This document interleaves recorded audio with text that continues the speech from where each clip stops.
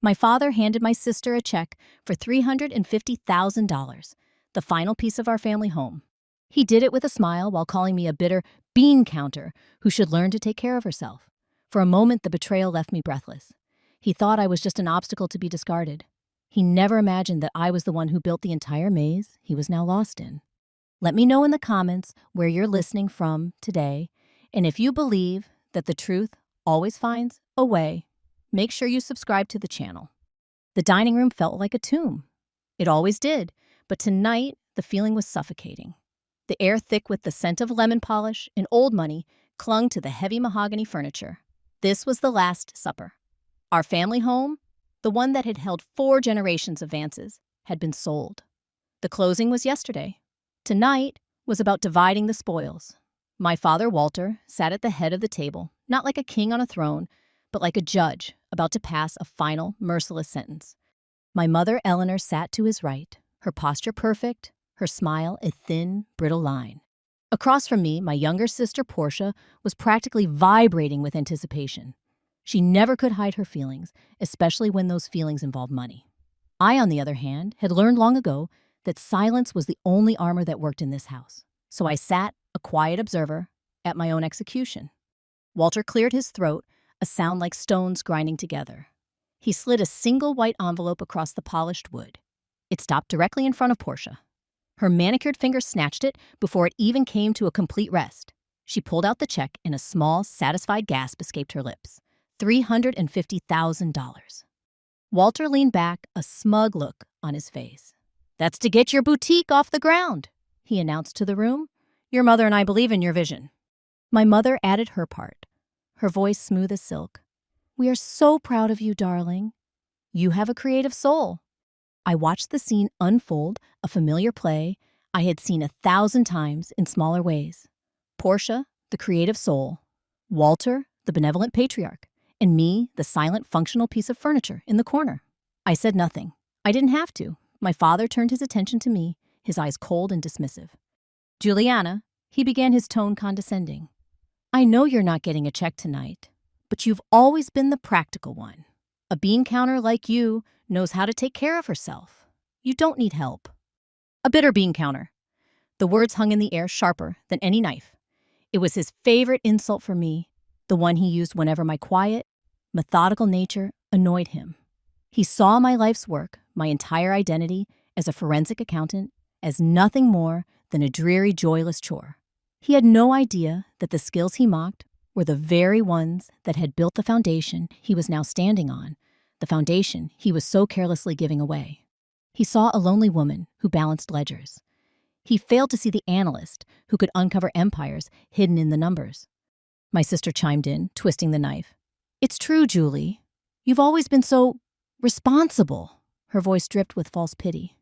I simply looked at my father. I saw the finality in his eyes. This wasn't just about money. This was a statement. He was formally cutting me out, not just from the inheritance, but from the family itself. He was closing my account. And in that cold, calculated moment, surrounded by the ghosts of my childhood, the quiet woman they all underestimated felt a different kind of calculation begin. The pain was real, a deep, hollow ache in my chest. But beneath it, something else was stirring, a professional instinct. The bean counter was waking up, and she knew with absolute certainty that the numbers on the page in front of her didn't add up. Not by a long shot. The drive back to my apartment was a blur. The city lights smeared across my windshield, but I wasn't seeing them. I was seeing a different time, a different place. The memory wasn't hazy or dreamlike. It was sharp and clear, like a perfectly preserved document pulled from a secure archive. I was 22 again, fresh out of business school, with a mind buzzing with ideas. My father's company, Vance Holdings, was still a small regional player, struggling to grow. He had the ambition, but he lacked the structure. I remember spreading financial charts and legal pads across that same mahogany dining room table. It was late, the house was quiet, and for the first time, he wasn't my father, the imposing patriarch. He was just Walter, a man with a problem. And I was the one with the solution. For weeks, we worked. I wasn't just his daughter helping with the books. I was his architect. I was the one who designed the intricate system of trusts and investment vehicles that would protect the company's assets. I was the one who drafted the long-term growth strategy, identifying market weaknesses and opportunities he hadn't seen. My mind was a furnace, and I poured all of my fire, all of my passion into building his empire. I created the financial fortress that would allow him to take risks, to expand to become the man he always wanted to be. He'd watch me, his eyes wide, with a mixture of awe and pride. He'd lean over my shoulder, tracing the flowcharts I'd drawn. My brilliant little brain, he'd say, his voice full of genuine wonder, "You're a genius, Julie, a true financial genius." He called me his secret weapon, his partner, but it was always behind closed doors, in public at board meetings, or with investors. I was just his quiet, diligent daughter who helped out. The credit for the company's explosive growth in the years that followed went to him and him alone, and I allowed it. I was young, and all I wanted was his approval. The quiet pride in his eyes was payment enough. I never asked for a title, never asked for a share. I just kept working in the shadows, strengthening the walls of the fortress I had built. The memory faded as I pulled into my parking garage. The warmth of that long-ago pride was gone, replaced by the chilling reality of tonight. The architect had been cast out of her own creation. He hadn't just given my sister a check. He had taken a piece of my life's work, a piece of my soul, and handed it to her like a party favor. He called me a bean counter, a name meant to diminish me, to reduce my complex understanding of his world to a simple, boring task. The irony was so bitter, it tasted like acid. He was mocking the very skills he had exploited for decades. He looked at the fortress I built and forgot who laid the foundation. He forgot who drew the blueprints, but I hadn't. I remembered every stone, every secret passage, and every hidden weakness. Back in the sterile quiet of my apartment, the grief from that dinner began to recede. It didn't disappear, but it crystallized. The raw personal pain of betrayal was being pushed aside by something colder, sharper, and far more familiar. It was the calm, analytical hum of my professional mind taking over. I kicked off my shoes, left my coat on a chair, and walked straight to my home office. My pain could wait. My curiosity could not. For a forensic accountant, curiosity is more than a personality trait. It's a diagnostic tool. It's the instinct that tells you when a story doesn't match the numbers. And the story my father had presented tonight was full of holes. He claimed the house was sold because business was slowing down, that it was time to downsize. Yet he had just handed my sister a check for $350,000. That wasn't downsizing. That was a massive last-minute liquidation of a liquid asset. It was a red flag the size of a billboard. I booted up my encrypted work laptop. My fingers moved across the keyboard with a life of their own, navigating through public records databases and business registries. The first thing I pulled up was the deed of sale for the family home. The buyer was listed as a generic-sounding LLC, something like Oak Ridge Properties, standard practice for corporate buyers wanting anonymity. But a quick cross-reference of the LLC's registration documents led me to its registered agent, a lawyer I didn't recognize. But the law firm he worked for, I recognized that one instantly. It was a firm known for specializing in aggressive bankruptcy proceedings. My blood ran cold. This wasn't a simple real estate transaction. This was a strategic maneuver. Next, I accessed the quarterly financial statements for Vance Holdings. As a private company, they weren't required to disclose much, but what they did file told a story. I spent the next hour exporting the data, running diagnostics, and comparing year-over-year performance. On the surface, things looked exactly as my father had described.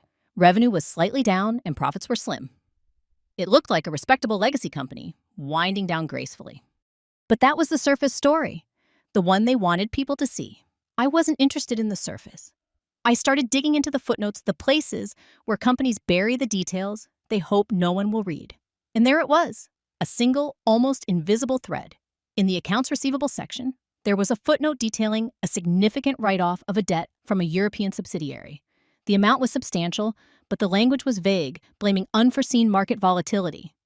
That was it. That was the loose thread. For most people, it would mean nothing. For me, it was a blinking neon sign. A European subsidiary I had never heard of vague language to explain away a massive loss. It was sloppy. It was arrogant. My father had grown so confident in his fortress that he had forgotten the architect knew where all the secret doors were. He had left a clue, a small, almost insignificant discrepancy that told me everything I needed to know. The company wasn't just slowing down, it was bleeding. And my father wasn't just giving my sister her inheritance. He was hiding the money before the entire ship went under.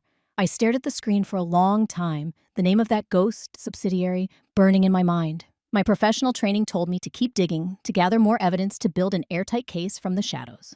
But this wasn't just a case. It was my family. A small, foolish part of me. The part that still remembered being that 22-year-old girl at the dining room table needed to hear it from him. I needed to give him one last chance to tell the truth. I needed to close that door forever. I picked up my phone. My thumb hovered over his contact photo, a picture of him looking powerful and confident on a golf course. I took a deep breath and pressed the call button. He answered on the second ring, his voice booming and cheerful, a carefully constructed performance. Julianna, to what do I owe the pleasure? His tone was so dismissive, so utterly devoid of any awareness of the wound he had inflicted just hours before. I kept my own voice level, injecting a note of calculated concern. Hi, Dad. I was just thinking about what you said, about the business slowing down. I know I'm just the bean counter, but I saw the quarterly report, and that write-off in Europe seemed unusual. I just wanted to make sure everything is really okay. I was offering him an out, a chance to confide in me, to treat me like the daughter who had once been his partner, his architect. I was holding out a fragile olive branch.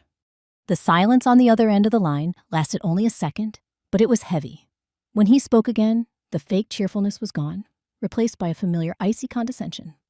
Julianna, I appreciate your concern, but you are worrying about things you don't understand. It's complex. European markets are volatile. It's all perfectly normal. You should focus on your own work and let me handle mine. Things you don't understand. The words were a slap in the face. He was speaking to me as if I were a child who had wandered into the adult's office. He, who had once called me a genius, was now telling me the basic principles of his business were beyond my comprehension. He wasn't just hiding something. He was insulting my intelligence while doing it. He was actively building a wall of lies between us. I pressed one last time, my voice still calm. It just seemed like a significant loss to absorb right before selling the house.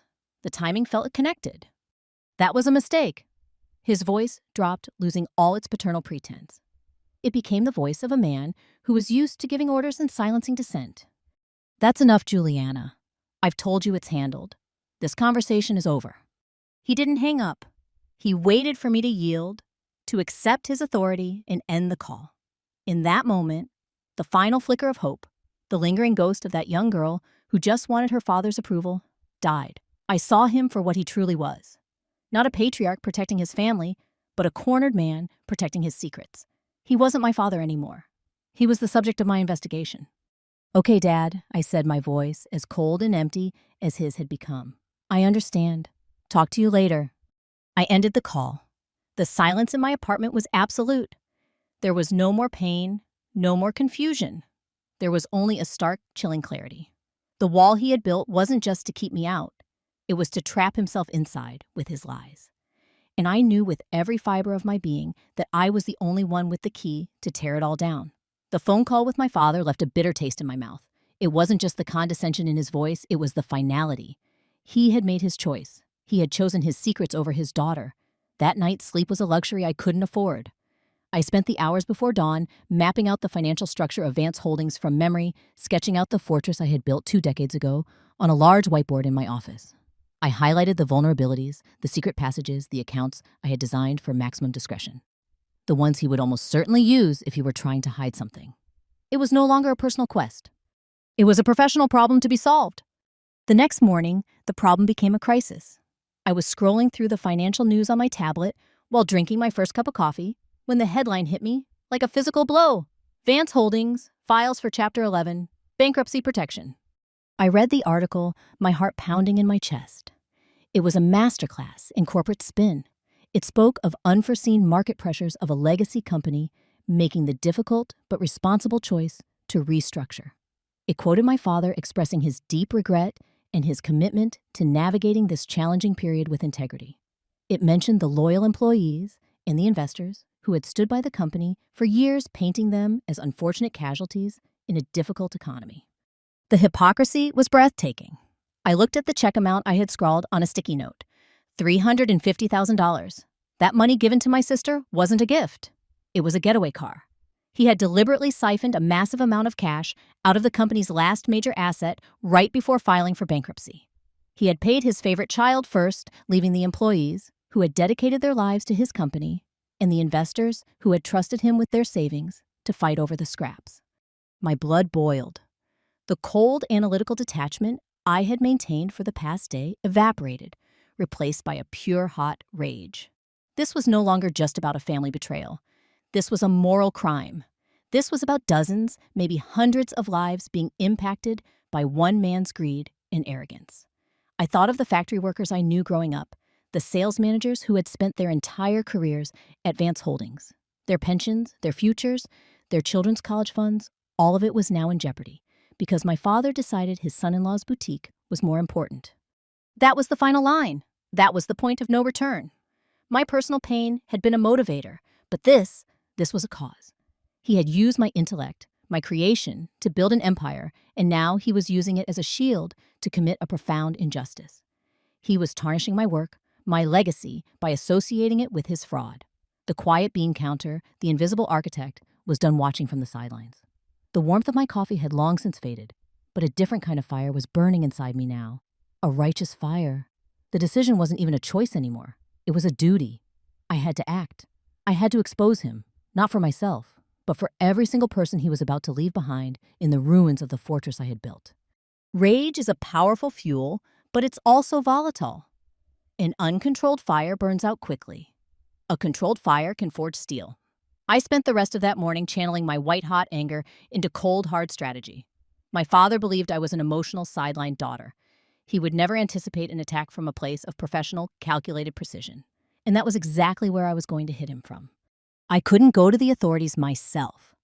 As a direct family member, my testimony would be seen as biased. The vengeful ramblings of a scorned daughter. They would dismiss me. I needed to give the right people the right tools to find the truth on their own. I needed to plant a seed of doubt so potent it would be impossible for them to ignore. I created a new, encrypted email address. It was completely anonymous, routed through multiple servers, a digital ghost. This would be my weapon. In the bankruptcy filings, the court had appointed a trustee, a large reputable law firm, tasked with representing the creditors. Their job was to maximize the recovery of assets for the people my father had left behind. They were now my unwitting allies. My fingers flew across the keyboard. I didn't write an emotional plea. I wrote a professional memo. The subject line was simple. Vance Holdings bankruptcy case number 724, a potential lead for asset recovery. The body of the email was concise and clinical, stripped of all personal feeling. I wrote not as a daughter, but as a fellow professional, an anonymous tipster, pointing them in the right direction. I didn't mention the house sale or my sister. That was too personal, too easily traced back to me. Instead, I focused on the one loose thread I had found, the one my father thought was buried deep in financial jargon. I wrote, I suggest a thorough forensic audit of the company's European subsidiary, particularly the debt write-off reported in the last fiscal quarter.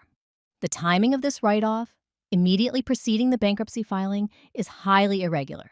I recommend tracing the origin of the debt and the final destination of any associated funds. The paper trail may lead to undisclosed, improperly transferred assets. I didn't offer any proof. I didn't need to. I had given them a roadmap. I had given them a specific target and a professional rationale for investigating it. I was handing them a shovel and pointing to the exact spot in the garden where the body was buried. It was a single arrow shot from the darkness, aimed directly at the weakest point in my father's fortress wall. I read the email one last time, my heart beating a steady, determined rhythm. Then I hit send. The arrow was in flight.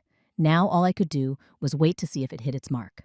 The days that followed the sending of that email were a unique form of torture.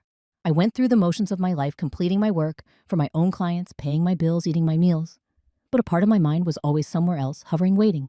Every time my phone buzzed with an email notification, my heart would leap. I scanned the financial news, relentlessly searching for any mention of the Vance Holdings case. There was nothing. Just a deafening silence. Doubt began to creep in. What if they had just deleted the email, dismissing it as spam or the work of a disgruntled employee? What if my father's lawyers were so good that they had already buried the evidence too deep? The thought that my one shot had missed its mark was a cold weight in my stomach. I had stepped into the arena, and now I was utterly alone with no idea if my actions had made any difference at all. Then a week later, it happened. An email appeared in the inbox of my Ghost account. It wasn't from a generic firm address. It was from a direct personal account.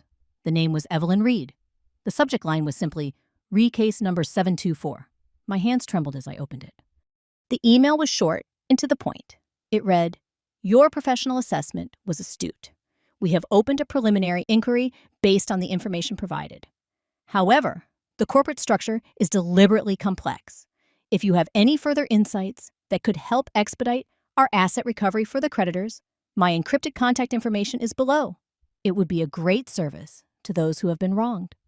I leaned back in my chair, a wave of profound relief washing over me, so powerful it almost made me dizzy. It had worked. Not only had they read my message, but they had recognized it for what it was, a professional tip from someone who knew what they were talking about. And the person who responded wasn't some junior associate. I did a quick search. Evelyn Reed was a senior partner at the firm. Her online professional bio was formidable. She was a former star prosecutor for the SEC, known for her tenacity and for taking down some of the biggest corporate criminals in the country. They called her the Shark. She hadn't just taken the bait, she had sent the firm's best hunter. But it was her last sentence that truly resonated with me.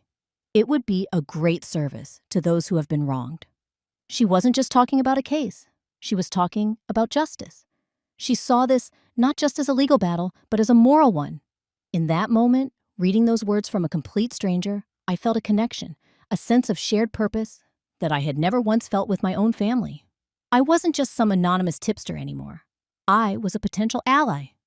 The crushing weight of solitude I had been carrying for the past week began to lift. The fire I had been tending all by myself suddenly had oxygen. I wasn't alone in this fight anymore. I had just found my general, and now it was time to give her the rest of the ammunition she would need to win the war. My first call with Evelyn Reed was not a conversation. It was a strategy session. Her voice over the encrypted line was exactly as I had imagined, crisp, efficient, and devoid of any unnecessary sentiment. She didn't ask me who I was or why I was doing this. She skipped straight to the heart of the matter. Your initial assessment was correct. She stated, her tone all business. We've subpoenaed the records for the European subsidiary. It's a shell corporation registered in a country with notoriously lax financial regulations. It was designed to be a black hole. But black holes still have an event horizon. We just need to know exactly where to look. Tell me about your father. It was a strange request. She didn't want numbers or account details, not yet. She wanted a psychological profile. She wanted to understand the man who had built the maze. And in that moment, I understood why she was so good at her job. She wasn't just chasing the money. She was hunting the man. So I told her. I described his arrogance, his belief that he was always the smartest person in the room. I told her about his sentimental streak, a fatal flaw hidden beneath his ruthless exterior. I explained his obsession with legacy, his need to be seen as a self-made titan of industry. And then I gave her the key, the one piece of information that no other investigator could ever find. I told her about my role as the original architect. The fortress he's hiding in, I explained, my voice steady. I designed it 20 years ago. I built it to protect legitimate assets from market downturns and frivolous lawsuits. I never imagined he would use it to hide stolen funds. There was a pause in the other end of the line. For the first time, I heard something other than professional efficiency in her voice, a flicker of something that might have been surprise or perhaps respect. Tell me about its weaknesses, she said simply. That was all the opening I needed. I spent the next hour walking her through the system I had created. I told her about the nested accounts, the trigger clauses, and the specific financial instruments I had used. But most importantly, I told her about the one thing I had built into the system as a failsafe, a personal signature she could look for. My father is a man of ego, I said. He always liked to feel in control, even when he didn't understand the mechanics. So I built a specific trust structure for him, one that he could manage personally. It was linked to his personal banking portfolio, something his corporate lawyers wouldn't necessarily have access to. I named it after my grandmother, the Calliope Trust. He's sentimental about her. He would see it as a safe harbor, a place to hide things, under a name that meant something to him. He is using the very mechanism I designed to protect our family's legitimate history to conceal his crimes. He's hiding in plain sight using the tools of sentiment to fuel his greed. The line was quiet for a moment. I could almost hear the gears turning in Evelyn Reed's brilliant mind. The Calliope Trust, she repeated the name, tasting like a new discovery. Thank you. This is the key we were missing. We know where to focus the pressure now. Mom. When the call ended, I felt a strange sense of bitter satisfaction. For 20 years, my greatest professional achievement had been an invisible monument, a secret known only to me and my father. Now, I was finally using the knowledge of its secret passages and hidden chambers, not to protect him, but to tear the entire structure down to its very foundations. Having given Evelyn the key, my role shifted from active participant to anxious observer. The waiting was different this time. It wasn't the silence of the void. It was the tense, humming silence of a machine gathering power before it strikes. I followed the case through the cryptic legal filings that were made public. I saw the motions filed by Evelyn's team laser-focused and precise. They weren't making broad requests anymore. They were asking for specific documents related to the Calliope Trust. They were no longer searching in the dark. They were kicking down a very specific door. The reaction from my father's side was immediate and telling. His legal team, a high-priced firm known for its aggressive tactics, suddenly became a hive of activity. They filed motion after motion to block the requests, citing privacy, proprietary information, anything they could think of to stall. It was the legal equivalent of throwing furniture in front of a door to keep it from being opened. They were no longer confident. They were panicked. Then the attack turned personal. One evening, my phone rang. It was my mother, Eleanor. Her voice, usually so smooth and controlled, was sharp with a frantic edge. Julianna, what have you done? I feigned ignorance. What are you talking about, Mom? Don't play dumb with me, she snapped. Your father's lawyers are being buried in paperwork. Someone is feeding information to the creditors' attorneys, and Walter thinks it's you. He says you were always jealous of Portia, always bitter. Are you trying to destroy this family over a little bit of money? The accusation was so absurd, so completely disconnected from the reality of the situation, that all I could feel was a profound, weary sadness. They still didn't see it. They couldn't. In their world, the only possible motive for my actions was petty jealousy. They were so blinded by their own narrative of me as the bitter bean counter that they were incapable of seeing me as a force for justice. They couldn't comprehend that this was about anything more than my feelings. I'm not doing anything, Mom, I said, my voice a flat, emotionless wall. I'm just watching the news like everyone else. Her voice softened, shifting from accusation to manipulation, a tactic I had seen her use 1,000 times. Your father is under so much pressure, darling. He's not himself. This whole bankruptcy has been so hard on him. He needs his family right now. He needs you to be on his side. Be on his side. Stand with him while he cheats his employees and investors. Protect him while he destroys the lives of countless families. She wasn't asking for my loyalty. She was asking for my complicity. I have to go, Mom, I said, my voice firm. I hung up before she could reply. The call was a confirmation. I was no longer just a ghost in the machine. They could feel my presence now. They knew someone with inside knowledge was working against them. They knew the walls of the fortress were being tested. They just didn't realize that the person testing the walls was the one who knew exactly where the foundations were weakest. The net was closing and they were beginning to thrash. The call from Evelyn Reed came 2 weeks after my mother's desperate attempt at manipulation. I had been expecting it, yet my heart still hammered against my ribs when I saw her name on the screen. I answered, my hand steady. We got it, was the first thing she said. There was a note of grim triumph in her voice. The judge finally approved our motion. We have full access to the records for the Calliope Trust. I closed my eyes, a single shaky breath escaping my lips. The key had turned. The door was open. And it's exactly what you predicted. She continued, her voice sharp with professional admiration. It's a labyrinth. Millions of dollars funneled from the European subsidiary through a series of shell accounts and deposited right where you said it would be. He used your grandmother's name to hide his crimes. We have enough. We have more than enough. For a moment, all I could feel was the cold, bitter validation. I had been right about all of it. The lie, the greed, the systematic deception. It was all there, laid bare in the cold, hard numbers of a trust account. The bean counter had balanced the books, and they were drenched in red ink. Evelyn's voice pulled me back from the edge.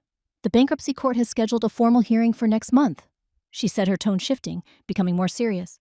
Walter and his legal team will be there. They're going to argue that these are legitimate personal funds separate from the business. They will try to paint him as the victim of a vindictive witch hunt. We need to be prepared to dismantle that narrative piece by piece. I nodded, even though she couldn't see me. Of course. Let me know what else you need from me. I can analyze the data, prepare reports. There was a pause on the line, a beat of hesitation. Then she said the words that changed everything. That won't be enough, Julianna. They will attack the evidence, but it's much harder to attack a person. The judge has granted our request to call an expert witness to explain the complexity of these transactions. An expert who can speak to the original intent and structure of the trust. The silence that followed was heavy with implication. I knew what she was going to say before she said it. The blood rushed in my ears, a low roaring sound. The anonymous ghost, the quiet architect, the invisible force pulling the strings from the shadows. My time for hiding was over. We're putting you on the stand, Julianna Evelyn said, her voice leaving no room for argument. They will try to discredit the data. Let's see them try to discredit the person who created it. It's time for the architect to claim her building. I looked around my quiet apartment, at the life I had built for myself, a life of order and solitude. It was all about to be blown apart. The thought was terrifying, but beneath the fear, a different feeling was rising. A quiet, powerful resolve.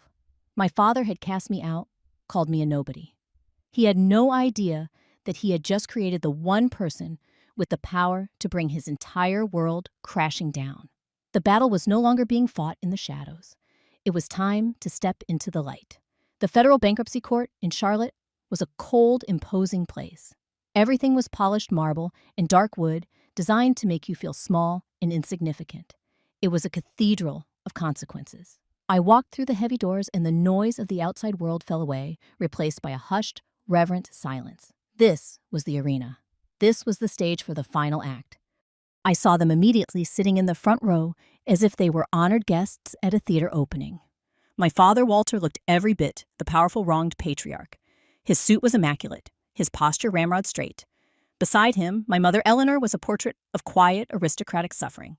She clutched his arm, her expression a carefully crafted mask of wifely devotion. And next to her was Portia, looking small and fragile, dabbing at her eyes with a handkerchief. It was a perfect performance. The united grieving family brought to their knees by forces beyond their control. Their legal team surrounded them, a phalanx of expensive suits and confident smiles. They chatted quietly, exuding an aura of invincibility. They believed this was a formality, a final hearing to rubber stamp their narrative before they walked away with their stolen millions. They had no idea a ghost was about to walk into the room. I took my seat in the sack next to Evelyn Reed. She gave me a single sharp nod, her eyes as calm and focused as a hawk's. She didn't offer words of encouragement. She didn't need to. We were past that. We were soldiers in the moments before a battle, and we both knew the plan. The judge entered, and the room rose. The proceedings began. My father's lead lawyer, a man with silver hair and a voice as smooth as aged whiskey, stood up to address the court. His tone was a masterful blend of respect and condescension. Your Honor, he began, we are here today to put an end to this baseless and frankly cruel fishing expedition. My client, Walter Vance, a titan of this community for 40 years, has already lost his company. Now these creditors, led by opportunistic counsel, seek to dismantle his personal life as well. They are making wild, unsubstantiated claims based on anonymous tips from what is likely a disgruntled, unstable family member. He let the words hang in the air. Unstable family member. The insult was a dart aimed directly at me, even though he didn't know I was there. He was painting a picture for the judge. A picture of a good man being harassed by a hysterical, bitter woman. He was creating a villain so my father could remain the hero. The stage was set. The trap was laid. And now it was time for them to meet the monster they had created. After the defense lawyer finished his speech, the room was thick with his smug confidence. He sat down, giving my father a reassuring pat on the shoulder. The judge, an older woman with sharp, intelligent eyes that seemed to miss nothing, looked over at our table. Your witness, counselor, she said, her voice neutral. Evelyn Reed stood up. She was the complete opposite of my father's lawyer. She didn't move with practiced theatrical grace. She moved with the stark efficiency of a predator.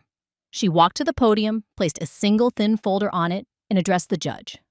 Your Honor, she began, her voice calm and clear, cutting through the silence. The defense claims These are baseless accusations from an unstable source. We believe the evidence will tell a very different story. A story not of instability, but of a highly sophisticated and deliberate scheme to defraud creditors. My father's lawyer let out a barely audible scoff. Evelyn ignored him. She turned her attention to the large monitors positioned around the courtroom.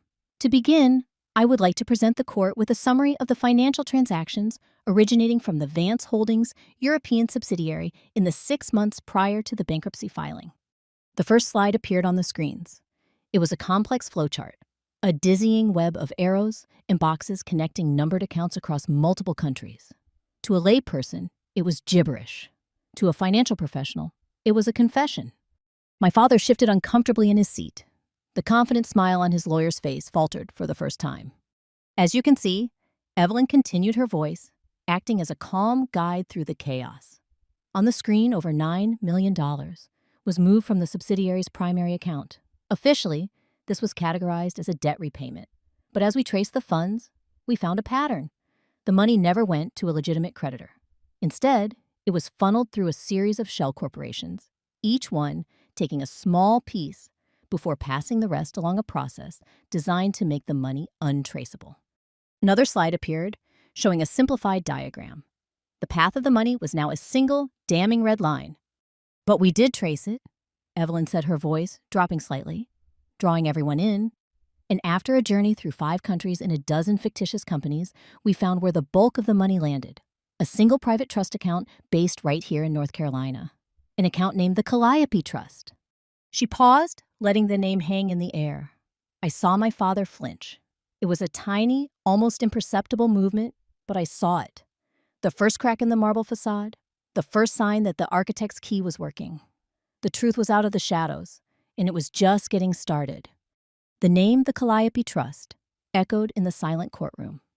My father's lawyer, the man who had been so confident just moments before, shot to his feet.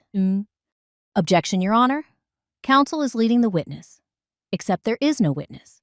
She is presenting complex financial data without context or expert verification. This is speculation, not evidence. The judge looked at Evelyn, her expression unreadable. Counselor Reed. Evelyn didn't even look at the opposing lawyer. Her gaze was fixed on the judge. You are absolutely right, Your Honor. This data is complex. It requires an expert to interpret, which is why for our next witness, we would like to call a specialist in forensic accounting and the original architect of the Vance Holdings financial structure. We call Ms. Julianna Vance to the stand. If the first revelation was a crack in the facade, this was a sledgehammer.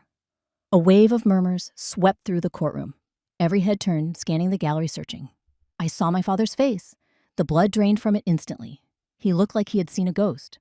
My mother's perfectly manicured hand flew to her mouth, her eyes wide with sheer, unadulterated shock. Portia just stared, her face a blank mask of confusion. Their lawyer was speechless. He just stood there, his mouth slightly open, his carefully prepared strategy turning to ash in his hands. He had built his entire defense around painting the anonymous tipster as an unstable, jealous outsider. He never in his wildest nightmares imagined that the expert witness who would dismantle his client was sitting in the back of the room the entire time. I stood up from my seat in the back row. The fabric of my simple professional dress seemed to rustle with the weight of the moment. I felt 100 pairs of eyes on me as I walked down the central aisle. The walk felt both impossibly long and incredibly short. I didn't look at my family. I couldn't. My focus was a straight, unwavering line to the witness stand. That was my stage now. I passed their table. I could feel the heat of their stunned silence, the gravitational pull of their disbelief. This was not supposed to happen. In their story, I was the quiet, bitter footnote. I was not supposed to be the main character. I was not supposed to be the one holding the pen. I reached the stand, was sworn in, and sat down. I adjusted the microphone, the small movement feeling monumental. I looked up not at Evelyn, not at the judge, but for a single fleeting second, I looked directly at my father, the man who had called me a bean counter, the man who thought he had cast me out into the darkness. And in his eyes, I saw something I had never seen before. Pure, undiluted fear. The reckoning had arrived. The courtroom was so quiet, I could hear the faint buzz of the fluorescent lights overhead. Evelyn Reed approached the witness stand. She began with a series of simple foundational questions, establishing my credentials, my qualifications, my long and intimate history with the financial workings of Vance Holdings.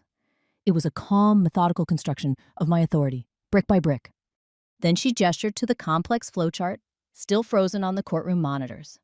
"Ms. Vance," she asked, her voice echoing in the stillness, "can you explain to the court the significance of the Calliope Trust? The defense claims it is a personal private fund unrelated to the bankruptcy. Is that accurate?" I took a breath. This was it, the moment the entire war had been leading to. I looked past Evelyn, past the judge, and my gaze landed on my father. He was staring at me, his face a canvas of disbelief and dawning horror. "No," I said, my voice clear and unwavering, carrying to every corner of the room. "That is not accurate. The Calliope Trust was never meant to be a personal piggy bank. It was designed as the central pillar of the entire Vance Holdings financial fortress." Evelyn raised an eyebrow. "The fortress, Miss Vance? Can you elaborate?" The judge leaned forward slightly, her attention now fully captured. I did not look away from my father. I was speaking to the court, but my words were aimed directly at him. 26 years ago, I said, my voice devoid of emotion, just stating a fact. Vance Holdings was a small, struggling company. Over the course of several months, I designed a comprehensive financial and legal structure to protect its assets and fuel its growth. I created the web of trusts, the investment strategies, the security protocols. I designed the fortress. The Calliope Trust was the keystone. It was the secure core I built to protect our family's legitimate legacy. I paused, letting the weight of those words settle into the room. I saw my mother's hand tighten on my father's arm. Portia looked from me to him, a flicker of true understanding finally dawning in her eyes. Evelyn's next question was the final devastating blow. "So, Ms. Vance, when you analyzed the flow of funds for this case, what did you find?" I finally broke eye contact with my father and looked at the judge. My voice was calm, but it carried the weight of a lifetime of silenced truth. "Your Honor, I didn't just find evidence of $2.2 million being fraudulently hidden from creditors. I found my own work, my own intellectual property being twisted and abused. He didn't just hide the money in a random account. He hid it inside the very sanctuary I built to protect him. He was using the complex tools designed by his own daughter, the daughter he publicly dismissed as a simple, useless bean counter to orchestrate his crimes." The gasp from my mother was audible this time. My father didn't move. He didn't breathe. He just sat there, impaled by the truth. The architect had not only claimed her building, she had just condemned it and its owner in front of the entire world. The silence that followed my testimony was different. It wasn't the silence of anticipation anymore. It was the heavy, suffocating silence of a final judgment. It was the silence of a tomb. I had laid the truth bare, and its weight was pressing down on everyone in the room. My father's lawyer, the silver-haired man who had been so full of condescending confidence, just stood at his table, looking at his client with an expression of utter defeat. There was nothing left to say. There were no objections to make. How do you cross-examine the truth itself? How do you discredit an architect who is holding the original blueprints? I watched my family from the witness stand. My mother, Eleanor, was no longer the picture of aristocratic grace. Her mask had shattered, and beneath it was the face of a desperate, terrified woman. She was whispering frantically to my father, but he didn't seem to hear her. He was just staring into the middle distance, his face ashen, his eyes vacant. The great Walter Vance, the titan of the community, had been hollowed out from the inside, leaving only an empty shell, and Portia, for the first time in her life, looked utterly lost. The golden child, the center of their universe, had just discovered that the sun she orbited was a black hole. Evelyn Reed let the silence do its work for a long, punishing moment. Then she walked back to her table and sat down. "We rest our case, Your Honor," she said quietly. The judge, who had been listening with an increasingly grim expression, took off her glasses and slowly polished them with a cloth. She put them back on and looked down from her bench, her gaze sweeping over my father, my mother, and my sister. Her eyes, magnified by the lenses, were like chips of ice. She didn't address the lawyers. She spoke directly to my father. "Mr. Vance," she said, her voice ringing with a cold, clear authority that filled the room. "In my 15 years on this bench, I have seen a great deal of corporate malfeasance. But the evidence presented today suggests a level of premeditated deception and familial cruelty that is frankly shocking." She picked up her gavel. "This court finds that there is overwhelming evidence of fraudulent conveyance of assets. All funds within the Calliope Trust are hereby frozen and subject to seizure by the trustee. But it does not end here. She looked from my father's horrified face to the U.S. Marshals standing by the courtroom doors. The testimony and evidence presented in this hearing suggest a pattern of criminal activity that goes far beyond the scope of a bankruptcy proceeding. Therefore, I am referring this entire case, including the full unedited transcript of today's testimony, to the Office of the U.S. Attorney for immediate criminal investigation into conspiracy, bankruptcy, fraud, and perjury. She lifted the gavel high. The sound of it striking the block was not a tap. It was a crack of thunder, a gunshot that signaled the end of an empire. The dynasty was over. The fortress had fallen. The chaos that erupted after the judge's gavel fell was something I watched from a distance. Reporters swarmed, cameras flashed, and the members of my family were escorted out of a side door like common criminals, their faces hidden in shame. I felt nothing. No joy, no triumph, no satisfaction. The fire of my righteous anger had burned itself out, leaving behind only a cold, quiet emptiness. The war was over. The enemy was defeated, but the battlefield was my own life, and it was covered in wreckage. Evelyn found me sitting alone in the now empty courtroom. She placed a hand on my shoulder. "We did it, Julianna," she said, her voice softer than I had ever heard it. "We won." "I know," I replied, my voice feeling hollow in the vast room. "I just don't feel like a winner." Before the U.S. Marshals took my father into federal custody, his lawyer requested a brief 5-minute meeting between us. I don't know why I agreed. Maybe I felt I owed it to the ghost of the man who was once my father. Maybe I just needed to close the final page of the book myself. We met in a small, sterile conference room. The powerful titan of industry was gone. In his place was just a broken old man in an expensive suit. He looked at me, his eyes searching my face for something. An answer. An explanation. Why was the only word he could manage, his voice a hoarse whisper? I had thought about this question 1,000 times. I had prepared a dozen different answers, some angry, some sad, some clinical. But now, looking at the ruins of the man in front of me, only one answer felt true. I didn't answer his question. Instead, I asked one of my own. "Do you remember," I asked quietly, "when I was 22, and we spent all those nights at the dining room table building everything? Do you remember calling me your genius?" For a fleeting second, I saw a flicker of something in his eyes. A distant memory, a ghost of a smile. "I was so proud of you," he whispered. "Then why did you try to erase me?" I asked, my voice not accusatory, just tired. "You didn't just try to take the money, Dad. You tried to take my work, my mind, my contribution. You tried to make me invisible. You called me a bean counter in the very house I helped you build. This was never about the money. It was about that." He had no answer. He just stared at his hands on the table, a man confronted with a truth so fundamental he couldn't process it. He wasn't sorry for the crime. He was just devastated that he had been caught. I stood up. "I'm not the one who destroyed our family," I said, my voice soft but final. "You did. You did it 26 years ago when you decided to take all the credit, and you finished the job the night you decided to call me a nobody." I walked to the door, leaving him alone with the wreckage of the empire he had stolen. There was no catharsis, no dramatic release. Just the quiet, heavy finality of a chapter in a life that was now officially over. The weeks following the hearing were a strange legal whirlwind. The criminal case against my father moved forward with terrifying speed, fueled by the mountain of evidence we had provided. My mother and sister implicated in the conspiracy took plea deals, their glamorous lives reduced to probation and massive financial penalties. The Vance name was now synonymous with disgrace. As the legal architect of the original trust, I was technically entitled to a portion of the recovered assets. The court-appointed trustee, a kind elderly man who had seen it all, sat me down in his office one afternoon. "Ms. Vance," he said, sliding a document across his desk. "According to the original structure, after the creditors are made whole, there is a significant remainder. That remainder legally belongs to you. It's in the millions." I looked at the paper, at the long string of numbers that represented a fortune. A few months ago, this might have felt like victory. Now, it felt like blood money. It was the fruit of a poisoned tree, and I wanted no part of it. "I don't want it," I said, pushing the paper back across the desk. The trustee looked surprised. "But it's legally yours." "I know," I replied, "but it isn't morally mine. That money is tainted by what my father did.